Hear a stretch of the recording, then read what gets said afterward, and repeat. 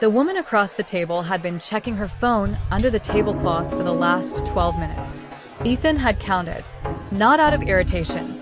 He was past irritation by date 4, but out of the particular detached curiosity of a man who had turned observation into his primary survival skill over the last 3 weeks.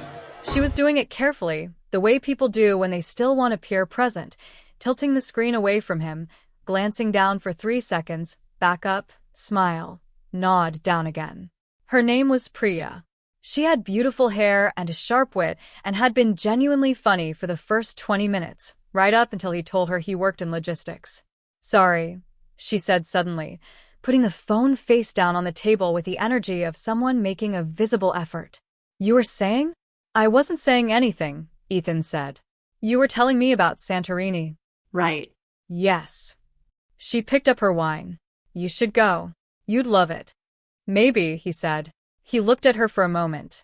She was already somewhere else, already calculating the remainder of the evening, and what it was worth. He recognized the calculation. He had seen it 4 times in 3 weeks, and each time it landed in the same place, a quiet, flat disappointment that had nothing to do with the woman in front of him, and everything to do with the question he could not stop asking. He picked up his water glass and said quietly, mostly to himself, "Same thing every time." Priya looked up. "Sorry?" "Nothing," he said and smiled. "Tell me more about Santorini." 6 weeks earlier, Ethan Cole had been standing at the floor-to-ceiling window of his 42nd floor office at Cole Capital, staring at Manhattan the way he had been staring at it for 2 years, like a man who owned part of it and felt nothing about that fact. Troy walked in without knocking, which he had been doing since they were 23 and sharing a 2-room apartment in the Bronx, and dropped into the chair across from the desk with both feet up. "You canceled again," Troy said. She was already talking about the Hamptons house on the second message. "Some people like the Hamptons. Some people like the Hamptons after they know you, not before they know your name." Ethan turned from the window. "It always starts the same way, Troy. They find out what I have, and everything after that is just management. They manage me. They manage the access. They manage the version of themselves that they think works best for what they want." He sat down. "I cannot have one honest conversation." Troy looked at him for a long moment. Troy had the particular quality of old friends. He did not rush to fill silence with comfort. "Then go be nobody," he said. "For real. Not theoretically. Go on blind dates. Tell them you work in logistics or whatever. Wear the plain jacket. Leave the watch at home. See what happens when there is nothing on the table except you." Ethan stared at him. "That is either the best idea you have ever had or a disaster." "It's probably both," Troy said. "But you're miserable doing nothing, so." The agency was discreet. The profile Ethan submitted listed his name as Ethan, his occupation as supply chain management, his age correctly, and nothing else. No photo of the office. No mention of the firm. He sat in his rental car the night before the first date and told himself this was an experiment, not a hope. The distinction mattered to him. Date 1 was a corporate lawyer named Michelle who spent the first 20 minutes of dinner establishing her credentials with the practiced ease of someone who had learned early that her accomplishments were her best currency. Ethan listened carefully. She was impressive. She had done real things and worked hard, and the pride in her voice when she talked about her cases was genuine and earned. Then she asked about his work. He explained logistics, supply chain, distribution, coordination.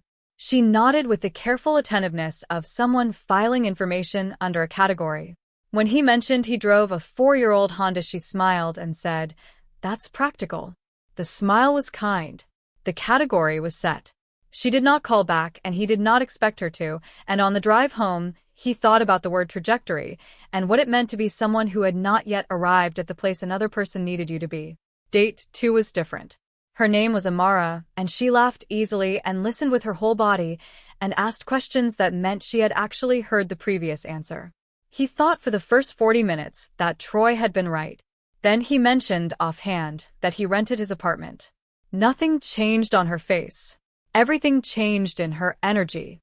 The warmth did not disappear. She was not that obvious. She was too smart for that, but it shifted in the way of someone adjusting their expectations downward in real time. like a light changing in a room, so gradually you could not say exactly when it happened. She texted once after. A short message. He did not reply because he had felt the shift, and replying felt like pretending he hadn't.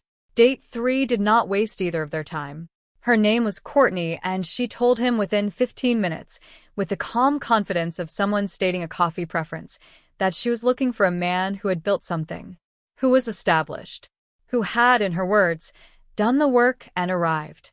Ethan looked at her across the table and thought that in another version of his life, the version where she knew what he had built, she would have found him immediately suitable. The thought was not comforting. It was just true.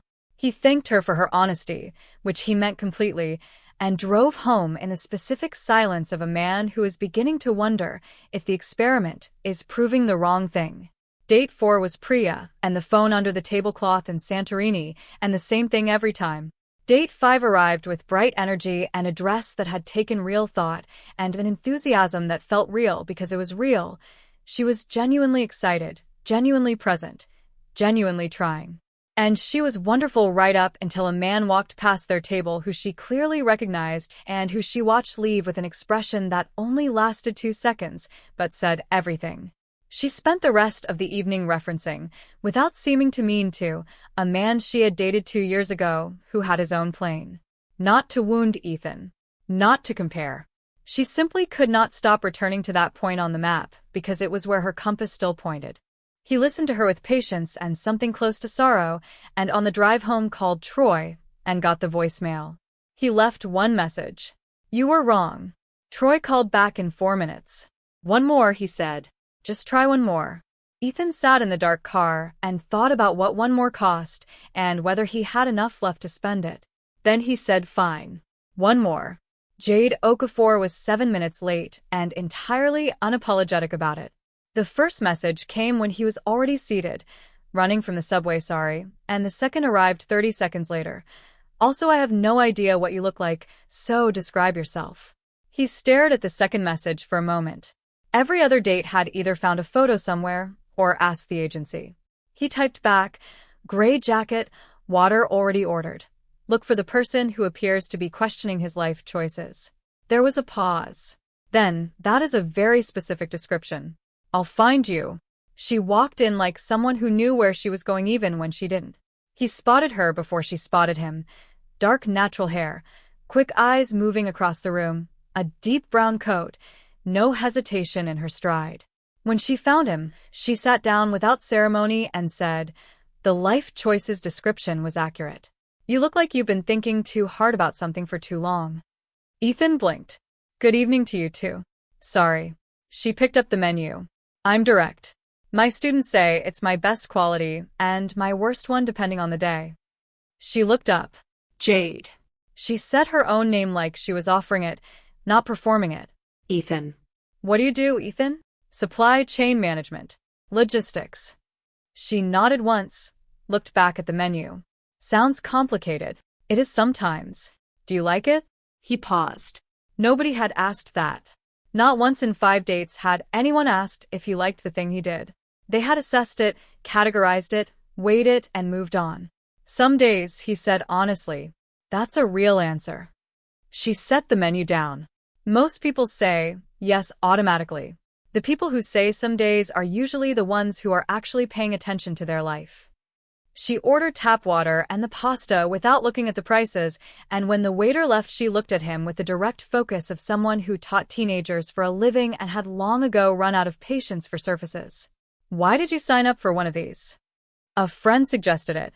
"Smart friend or interfering friend?" "Both. They're the same person." She smiled.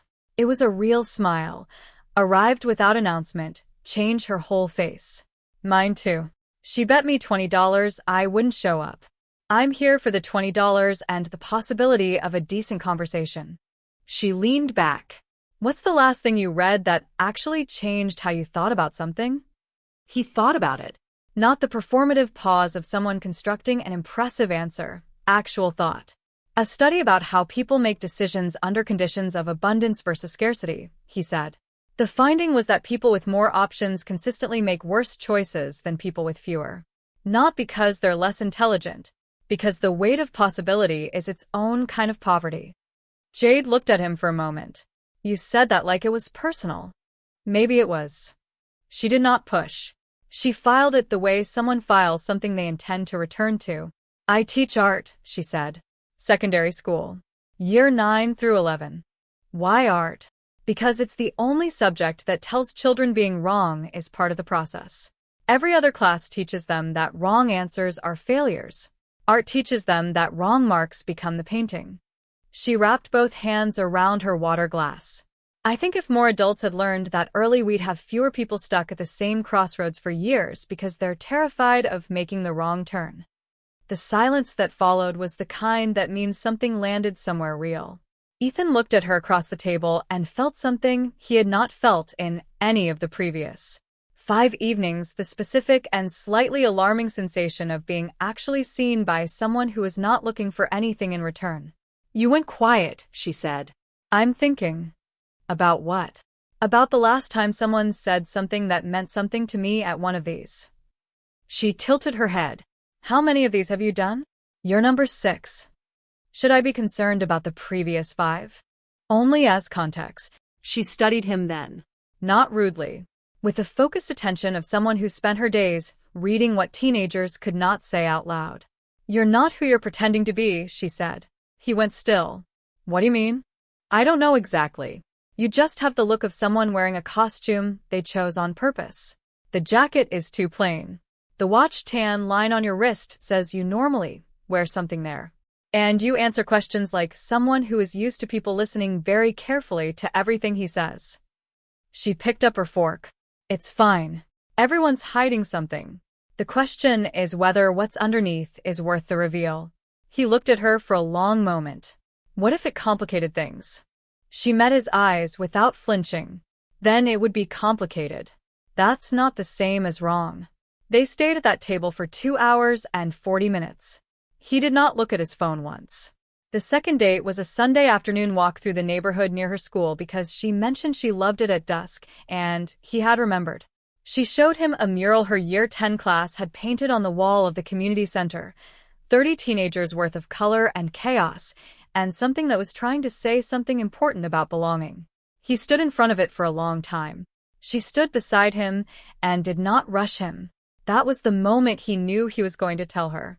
Not that day, but soon. Because she had stood beside him in the quiet without needing to fill it, and that was the rarest thing he had encountered in longer than he could remember. He told her on the third date. A walk at dusk, same neighborhood, the light going amber and long across the pavement. He told her everything. The experiment, the 5 dates, Troy's suggestion, the reason behind all of it. She listened without interrupting, the way she listened to everything, completely, with her whole attention present and nothing withheld. When he finished, she was quiet for a moment. Then she said, "So you're actually a billionaire?" Yes. She looked at the street ahead. And you went on blind dates in a plain jacket to find out if anyone would choose you for nothing. Yes. That is simultaneously the most arrogant and most lonely thing I have ever heard. I know. And what did you actually find out? He stopped walking. She stopped beside him. He looked at her in the amber light and said that I was asking the wrong question the whole time. I kept asking whether someone would choose me for nothing. The right question was whether someone would choose me knowing everything. He paused. So, I'm asking that now. You know everything. What do you choose? Jade looked at him for a long, steady moment. The street was quiet around them. Somewhere nearby, a child was laughing about something. The light was almost gone. I choose the man who stood in front of a year 10 mural for 4 minutes because he was actually looking at it, she said. The rest of it is just detail. He did not say anything. He didn't need to. Some answers live in the chest long before they reach the mouth. 6 months later, he was sitting at her kitchen table on a Sunday morning with her marking spread across one end and him reading at the other. No performance of wealth. No concealment of it, just 2 people who had chosen each other with full information and were finding out that was enough. More than enough. If this story hit something in you, drop a comment and tell me, was the experiment worth it, or was Jade right that it was the loneliest thing he could have done? Comment below, hit the like button, And subscribe because a new story lands every single week and you do not want to miss the next one.